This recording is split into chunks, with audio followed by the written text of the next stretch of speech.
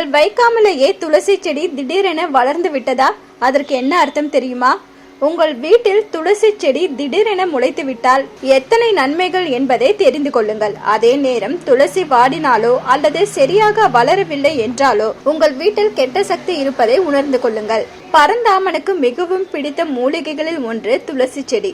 இது இந்துக்களுக்கு புனித செடியாகும். இது மருத்துவ குணங்களுக்கும் பயன்படுத்தப்படுகிறது. இந்த துளசி சளி தொல்லை, இருமல் தொல்லை, நுரையீரல் பிரச்சனைகளுக்கு உகந்த மூலிகையாகும். இதை மிகவும் புனிதமாக வழிபட வேண்டும். வீடுதோறும் முற்றத்தில் துளசி செடி இருக்க வேண்டும். அதை அன்றாடம் விளக்கேற்றி வழிபட வேண்டும்.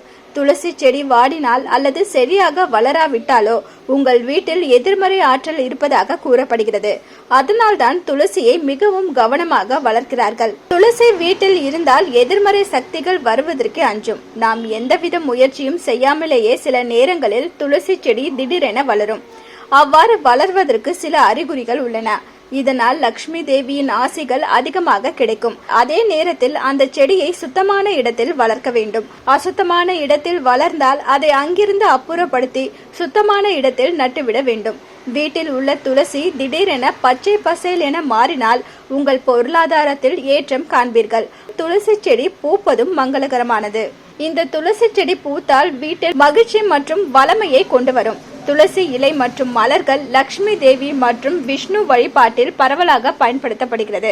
ஒருவர் வீட்டில் துளசி செடி இருந்தாலே அது புண்ணியம். அந்த வீட்டில் அகால மரணம், வியாதி போன்றவை ஏற்படாது. துளசி செடிகளை திருமாலின் அம்சமாக மதித்து பூஜிக்க வேண்டும். துளசியை அர்ச்சனை செய்து பூஜிப்பவர்களுக்கு மறுபிறவி கிடையாது. துளசியை பூஜித்ததால் தான் சீதைக்கு ராமர் கணவராக கிடைத்தார் என்பது புராணம். துளசி இலையை பிரசாதமாக நினைத்து உண்போருக்கு சகல பாவங்களும் தொலையும்.